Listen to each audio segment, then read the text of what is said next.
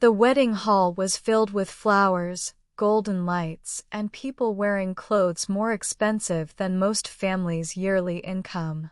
Every guest had come to witness the wedding of Damien Cross, a billionaire CEO known for his cold heart and perfect reputation. He was handsome, powerful, untouchable. And that day, he was marrying Isabella Grace, the woman everyone called the perfect bride. But just minutes before the ceremony began, a poor woman appeared at the entrance. Her dress was old, her shoes were wet from the rain, and in her trembling hands, she carried a small silver box. Security stopped her immediately. "Invitation?" one guard asked. The woman swallowed. "I don't have one," she whispered. "But I need to see the bride." The guard laughed. "You think you can walk into a billionaire's wedding without an invitation?" The woman looked past him toward the decorated hall. "Please. Tell Isabella, her mother is here." The guard's smile disappeared. Before he could answer, Damien Cross walked over. His face was sharp, cold, and angry. "What's going on?" The guard replied, "Sir, this woman claims she knows the bride." Damien looked at the poor woman from head to toe. Then his eyes fell on her old shoes. "This is not a shelter," he said coldly. "This is my wedding." The woman's eyes filled with tears. "I'm not here for money." Damien gave a bitter smile. "They all say that." The guests nearby started whispering. The poor woman held the silver box tighter. "I only need 5 minutes with Isabella." Damien stepped closer. "You will not ruin my wedding." Then he looked at security and said, "Throw her out." The woman's face turned pale. "No, please. She needs to know the truth." Damien's voice became colder.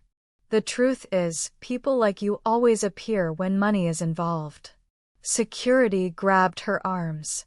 The silver box fell from her hands and opened on the floor. Inside was a baby bracelet. And a photograph. A photograph of a newborn baby wrapped in a pink blanket. Damien didn't even look at it. "Get her out." The poor woman screamed, "Isabella." And at that exact moment, the bride walked into the hall. Isabella froze. Her white wedding dress flowed behind her like a cloud. Everyone turned to look. She stared at the poor woman being dragged toward the door. Her lips trembled. Then she whispered one word. "Mom." The entire hall went silent. Damien turned slowly. "What did you say?" Isabella's eyes filled with tears. "Stop. Let her go." The guards released the woman. She fell to her knees. Isabella ran toward her, not caring about the guests, not caring about her dress, not caring about Damien's shocked face. She knelt beside the poor woman and held her face. "Mom, is it really you?" The woman cried. "My baby." The guests gasped. Damien looked as if the floor had disappeared beneath him. He had just humiliated the bride's mother in front of everyone. But there was one problem.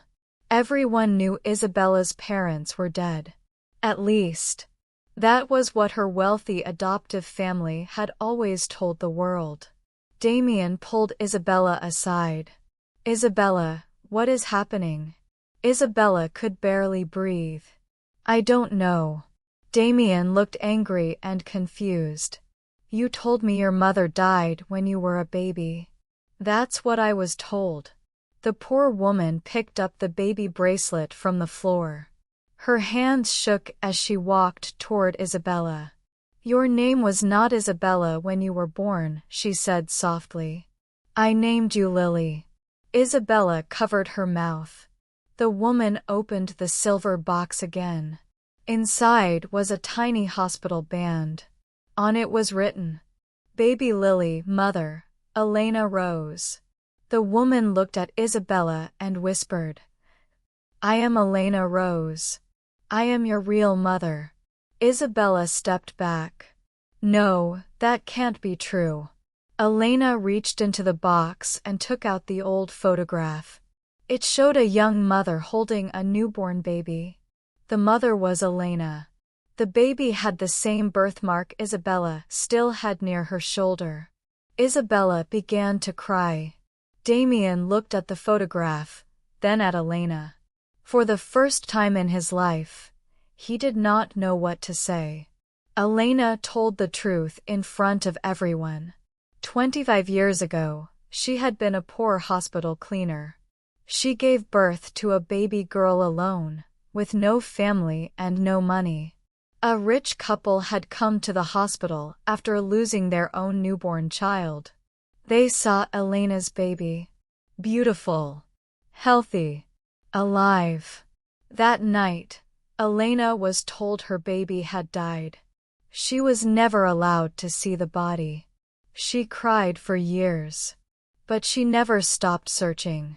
Then, a few months ago, she saw Isabella's engagement photo in a newspaper. The face looked like her baby. But what broke her heart was the birthmark. The same birthmark. Elena spent every dollar she had to find the truth. And finally, she found the hospital records. Her baby had not died. Her baby had been taken. The hall became silent. Isabella's adoptive parents stood near the front row, their faces white with fear.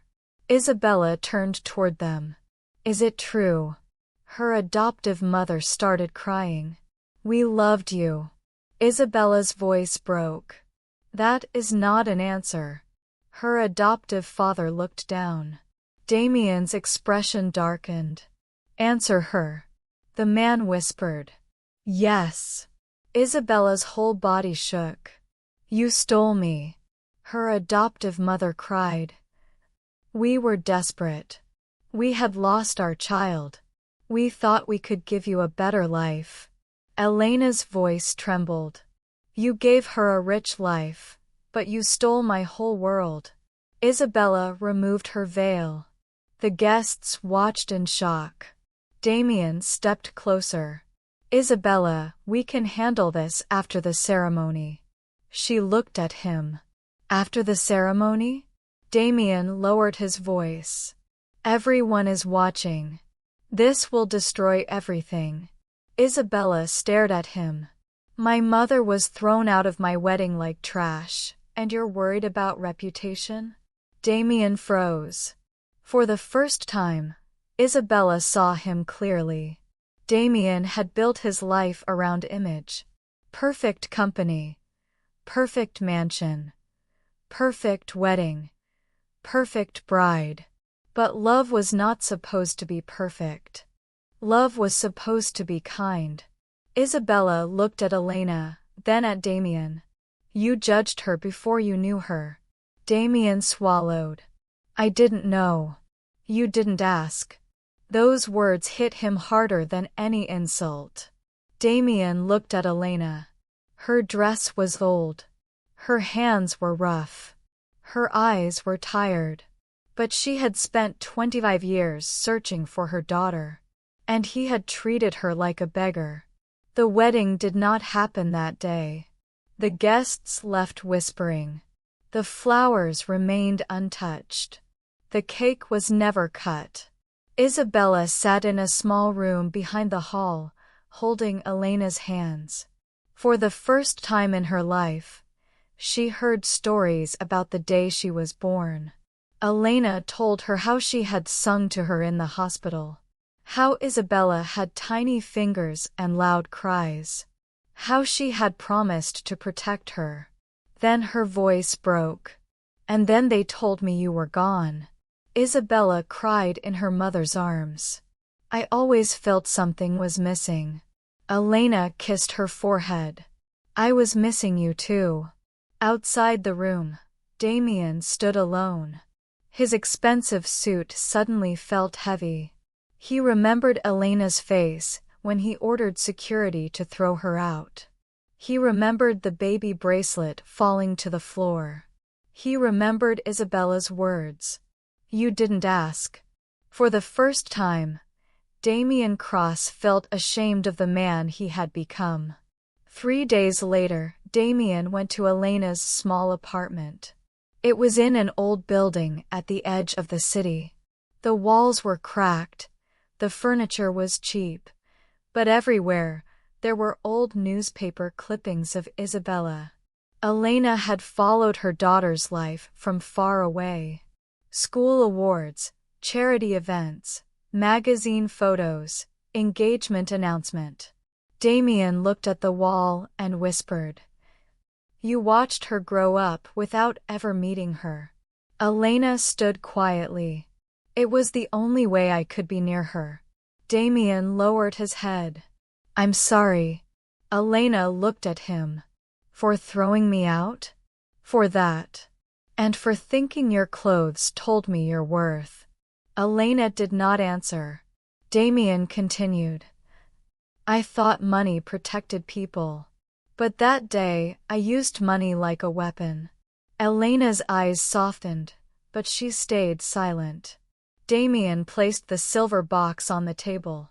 I had my legal team reopen the hospital case. Isabella's adoptive parents will be investigated. Elena's hands trembled. And Isabella? Damien looked down.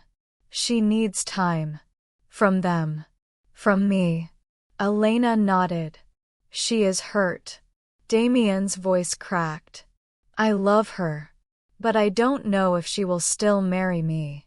Elena looked at him for a long moment. Love is not proven by how beautifully you stand beside someone on their best day. Damien looked up. Elena said. It is proven by how gently you stand beside them when their whole world falls apart. Weeks passed. Isabella did not return to the mansion. She stayed with Elena in the small apartment. For the first time, she learned how to cook simple meals. She walked through old streets. She listened to her mother sing the lullaby she had once sung in the hospital. At night, Isabella cried for the life that had been stolen from both of them. Damien did not pressure her. He sent flowers once. She returned them. He sent expensive gifts. She returned those too. Then one morning, Elena opened the door and found Damien standing there with nothing in his hands. No flowers. No diamonds. No expensive apology. Just himself. I came to ask if I can help fix the leaking roof, he said quietly. Elena stared at him. Then Isabella appeared behind her. Damien looked nervous. I know I can't fix what happened. But I want to start by doing something useful. For the first time in weeks, Isabella almost smiled. You know how to fix a roof? Damien looked up at the ceiling. No. But I can learn. Elena laughed softly. And that was the first time Damien realized rich men could buy buildings. But they still had to learn how to build trust. Months later, the truth became public. The hospital scandal was exposed. Elena received justice. Isabella's adoptive parents admitted what they had done. And Damien changed. He created a foundation for mothers who had lost children through corruption, illegal adoption, and hospital fraud. But he did not put his name on it. He named it the Elena Rose Family Trust. At the opening ceremony, reporters asked Damien, Mr. Cross, why did you start this foundation? Damien looked at Elena standing beside Isabella. Then he said, Because I once judged a woman by her old shoes. And I nearly lost the woman I loved because of it. Isabella's eyes filled with tears. Later that evening, Damien took her back to the same wedding hall. But this time, there were no guests. No cameras. No business partners. Only Damien, Isabella, and Elena. Damien stood in front of Isabella and said, "I don't want a perfect wedding anymore." Isabella looked at him. "What do you want?" Damien smiled gently. "A real one. With your mother sitting in the front row." Elena began to cry. Isabella looked at the man who had once chosen reputation over kindness. Now he was choosing humility. She took his hand. "Then we'll start again." Narrator. Damien Cross learned that day that wealth can build a beautiful wedding. But only kindness can build a family. The poor woman he tried to throw out was not a stranger. She was the missing piece of the bride's heart. And sometimes, the person standing at the door with old shoes and shaking hands is carrying the truth that can change everyone's life forever.